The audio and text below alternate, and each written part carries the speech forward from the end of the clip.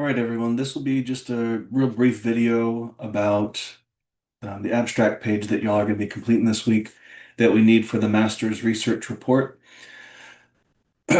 Um, so once again, the font size, line spacing, all of that ought to be consistent throughout your whole master's research report.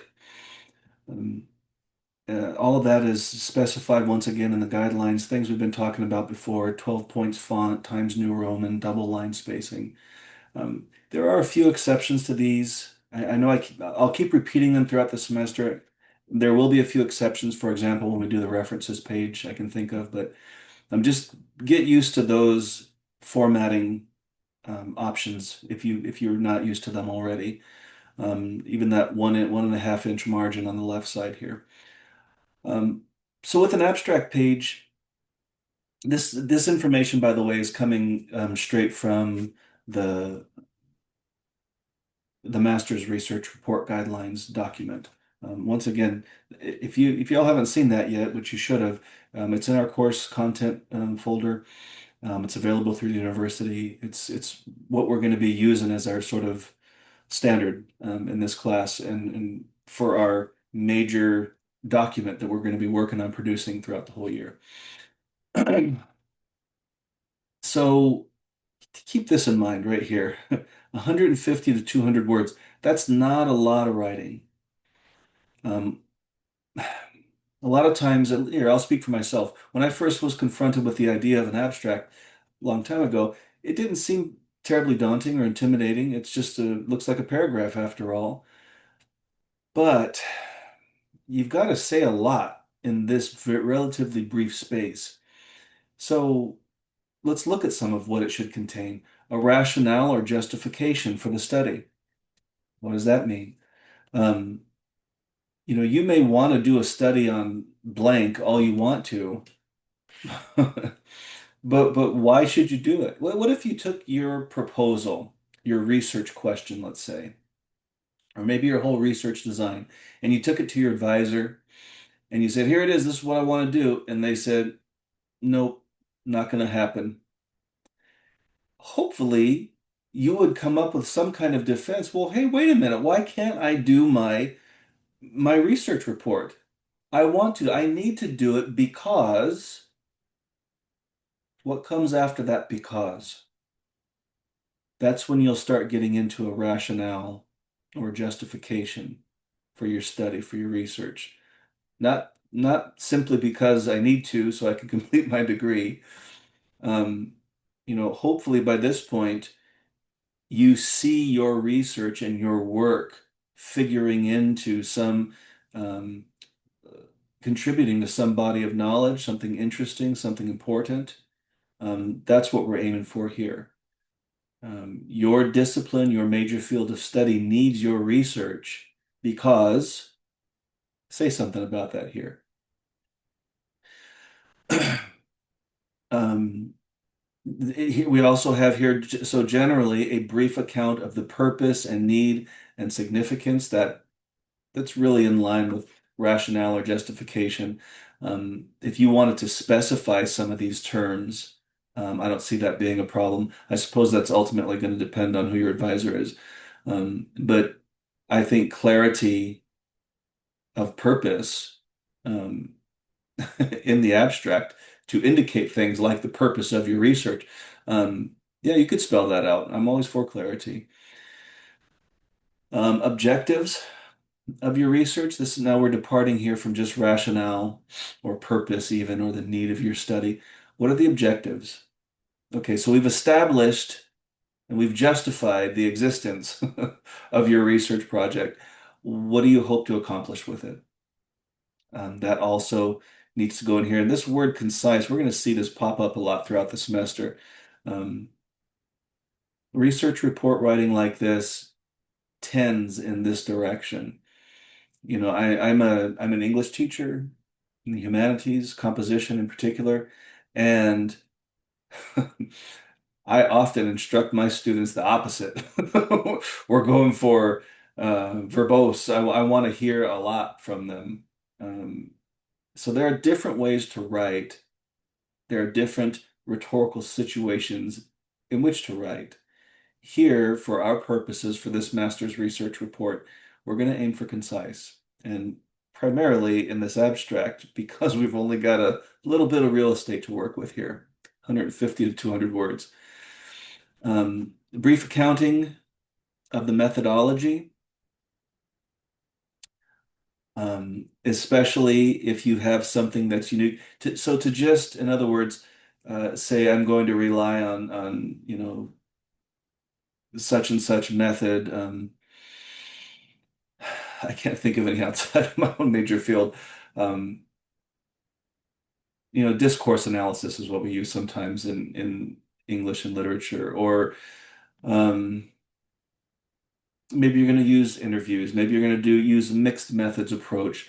Um, there are different methods depending on what your major field of study is.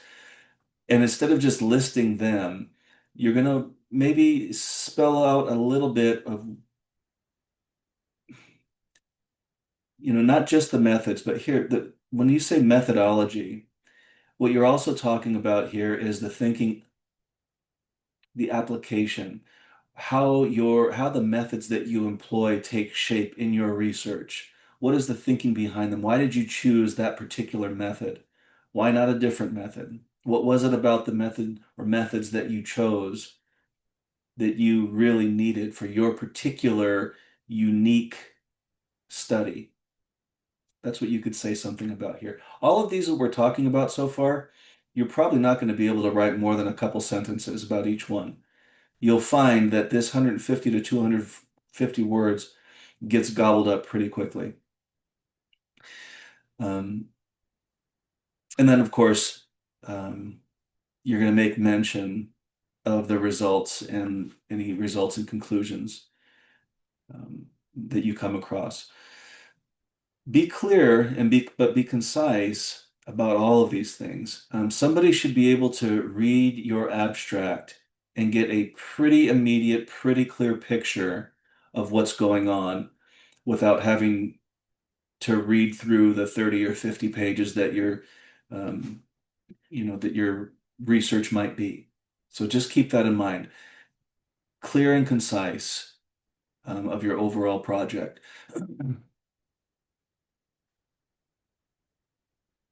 So we're not repeating information here that is going to be contained elsewhere in the report. So anything from titles, illustrations, tables, no references, all these things are going to be, you'll have a chance to bring them out later in the master's research report. So the abstract is just you telling your reader what's going on in your report. Yeah, that's what it says here in this last line. So 150 to 250 words, once again, not a whole lot of space to say all of that. Um, some other things that are going to go on in your abstract page, you'll want to have the title up here as you will in many of your pages. You'll want to have your name, the degree that you're pursuing, the university name, of course, the year, just like the title page that you um, plan on receiving your degree, how many pages your report ends up being, then your major advisor name. The way we put this up here, by the way, is at least in Microsoft Word, is you just double click on it to open up a header. That's the quickest way. All this needs to be double spaced. We can see this, for example. Um, let's see here, stand by. We can see this where I wanted to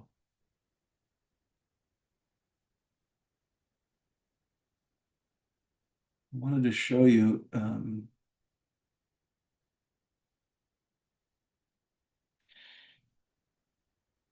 the guidelines real quick. I thought that might be helpful. So let's see. I think it's Appendix B. So this gives us a good idea of what our abstract page is supposed to look like. And up on page 9, Pardon my scrolling for a moment. It'll actually spell out how to format it. So that's what we're doing here. Um, that's the information that goes up on top, as you can see now. Title, this title actually took up 2 lines. Then name, degree, university, year, pages, major advisor. Um, this is a very effective example of what an abstract can look like. It's in the master's research report guidelines, so it ought to be. You can find different examples of abstracts online to really help nail down exactly what you want to say. Let's get back to formatting ours. Oops. Where are we at? Here we are. Um, they make a pretty big deal about the keywords at the end. Um, and maybe they should. Keywords can be a little bit, they can throw off some people. Well, we got a little bit more housekeeping to do here. Um, this highlighted information is basically talking about a lot of this stuff up here. This is also taken straight from the Master's Research Report Guidelines. Let's see what else. And then we start talking about the keywords. We're only going to be using 3 to 5 keywords, evidently, and you'll have a line of space here between the abstract and then the inclusion of your keywords. You don't want to repeat stuff you've already said. That's one of the main points. These are supposed to be augments. Um, so different ways people might want to or need to find your research, ways of tracking it down. So whatever your research happens to be on, whatever your major discipline is, try to use words that aren't contained in your title and that aren't contained in your abstract. Those would make more effective keywords because they'll help lead people to your abstract, to your research. And I just want to point something out real quick. Check this out. I'm going to highlight this whole thing. And, well, looks like I'm in the way. I don't know if you can see it. No, you can't. Stand by. How do I fix this? Layout. I'll move me over here. Okay. Can you see right down here? No, you can't. Okay. Right down here, look how many words this is already. 248. That's what that looks like. So this is like the max your abstract can be. So keep that in mind. Not a whole lot of writing. All right. That's going to do it for this little demo. If you have any questions about this, please drop me an email. We can meet up virtually, however you want to do it. Okay, bye-bye.